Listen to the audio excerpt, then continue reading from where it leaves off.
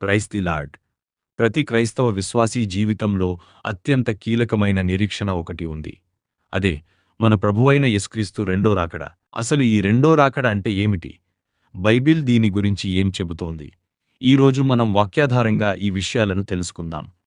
దేవుడు అన్నిటిపై నియంత్రణ కలిగి ఉన్నాడని, ఆయన తన వాగ్దానాలను నెరవేరుస్తాడని చెప్పడానికి రెండో రాకడ ఒక నిదర్శనం.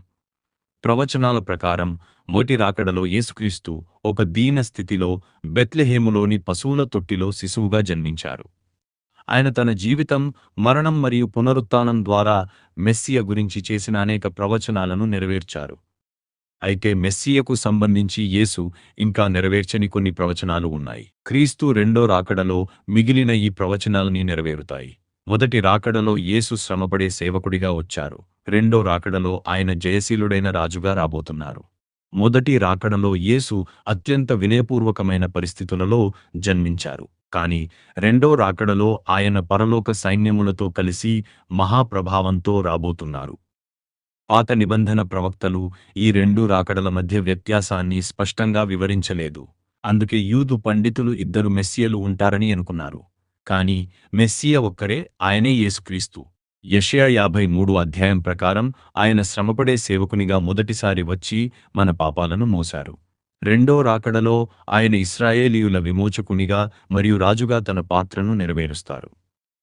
యేసు పరలోకానికి ఆరోహణమైన తర్వాత దేవదూతలు ఇలా ప్రకటించారు: ఈ యేసే ఏ రీతిగా పరలోకమునకు వెళ్ళుట మీరు చూచితిరో ఆ రీతిగానే ఆయన తిరిగి వచ్చును. జెకర్యా 14:4 ప్రకారం ఆయన ఒలీవల కొండపై అడుగు పెడతారు. మత్తయి 24:30 ప్రకటిస్తున్నట్లుగా మనుష్య కుమారుడు ప్రభావముతోనూ మహామహిమతోనూ ఆకాశ మేఘారూఢుడై రావటం లోకమంతా చూస్తుంది. ప్రకటన గ్రంథం 19వ అధ్యాయం ఈ రెండో రాకడను అత్యంత వివరంగా వర్ణిస్తుంది. యోహాను భక్తుడు ఇలా అంటున్నాడు: నేను పరలోకము తెరవబడి యుండుట చూచితిని. అప్పుడు తెల్లని గుర్రమొకటి కనబడెను. దానిమీద కూర్చున్నవాడు నమ్మకస్తుడును సత్యవంతుడును అను పేరుగలవాడు. ఆయన నేత్రములు అగ్నిజ్వాల వంటివి. ఆయన శిరస్సు మీద అనేక కిరీటమునుండెను. రక్తములో ముంచబడిన వస్త్రము ఆయన ధరించుకొని ఉండెను. దేవుని వాక్యము అను పేరు ఆయనకు పెట్టబడియున్నది. ఆయన వెనుక పరలోక సైన్యములు తెల్లని గుర్రములపై వస్తున్నాయి. జనములను ఏలడానికి ఆయన నోట నుండి వాడిగల ఖడ్గం బయలువెడలుచున్నది.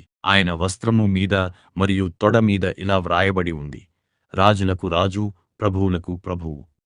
సహోదరీ సహోదరులారా, మన ప్రభువు త్వరగా రాబోతున్నాడు. ఆ మహిమగల ప్రత్యక్షత కోసం, ఆ రెండో రాకడ కోసం మీరు సిద్ధంగా ఉన్నారా? ఈ వాక్యం ద్వారా దేవుడు మిమ్మల్ని బలపరుచునుగాక. ఆమెన్.